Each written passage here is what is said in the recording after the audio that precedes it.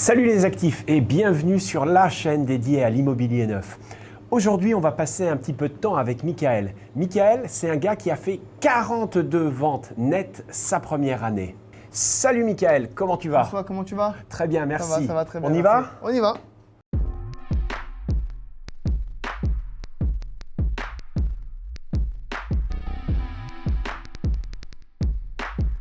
Alors, on récapitule quand même 42 ventes sur 12 mois glissants, quelques annuls.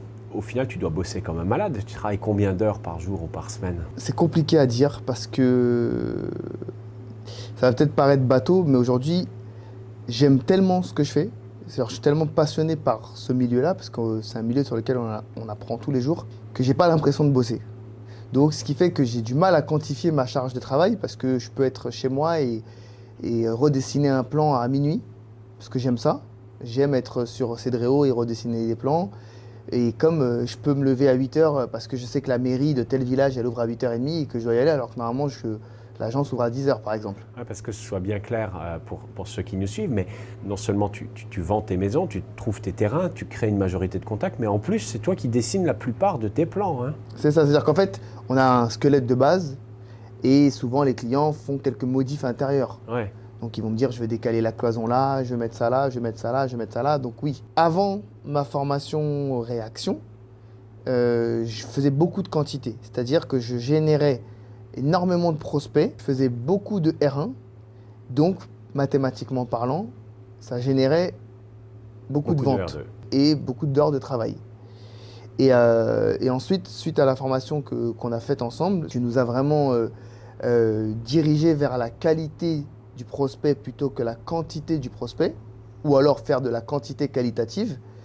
Ma méthode de travail a complètement changé parce que en fait, cette intensité, cette charge de travail, plutôt que de la diriger vers les prospects exceptionnellement, je l'ai dirigée vers les prescripteurs pour que je puisse avoir moi la possibilité et la chance de qualifier de manière personnelle les prospects, choisir ceux avec qui je voulais bosser. Tu as fait un transfert de travail important. C'est ça. Tu as déshabillé, on va dire, le temps consacré au R1, R2 pour habiller le temps consacré à la création de contacts. C'est ça. Et au final, quel bilan tu en tires? Que c'est beaucoup plus agréable de travailler de cette manière-là. Aujourd'hui, quand je regarde ce que j'ai fait pendant mes 6 premiers mois, je passais des annonces sur des terrains que tout le monde possédait et je faisais beaucoup de R1, donc c'était de la quantité. Et il y avait forcément au début de l'enjouement là-dessus, et puis ça baissait en termes d'intensité parce que quand tu as fait 3 R1 dans la journée, et puis des fois j'en faisais 4 parce que je faisais un visio. Donc quand on fait ça, il y a un moment donné, ça devient de la répétition, il y a moins de plaisir. Et donc du coup aussi, il y a moins de temps pour se consacrer réellement à un client et regarder quel est le profil du client. Donc des fois, je découvrais peut-être après le R1 que le prospect avait des exigences trop pointues sur lesquelles notre politique d'entreprise ne pouvait pas répondre.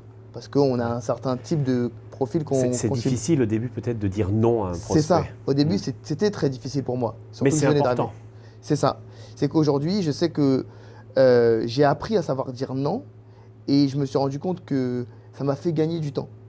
Et là, aujourd'hui, comme je travaille beaucoup plus dans la qualité des prescripteurs, donc à la recherche de terrains en exclusivité, à la recherche de recommandations, au parrainage que je fais avec les clients déjà existants, du coup, les clients que je traite sont soit des clients qu'on m'envoie, soit du parrainage, ou alors, comme j'ai un terrain en exclu, je passe une annonce sur un terrain en exclu, j'ai peut-être 20 prospects, et là, je peux me permettre de faire un premier tri sélectif des 20 prospects en regardant leur budget, leur motivation, et me dire sur les 20, au lieu de faire 20 rendez-vous, je vais en faire plus que 7 ou 8, parce que ces 7 ou 8-là sont clairement dans le profil que j'ai besoin. Donc les terrains sont d'une telle qualité que derrière, tu dois d'ailleurs te permettre de faire ce qu'on appellera vulgairement un tri des prospects qui veulent construire sur ce terrain-là, quoi.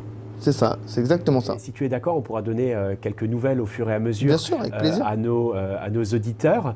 Et puis, quant à nous, on se retrouve très prochainement pour une nouvelle vidéo. Si vous souhaitez interagir, poser des questions, je les transmettrai avec grand plaisir à Michael, les commentaires juste là. Et puis, quant à moi, je vous dis à très vite. Bye bye.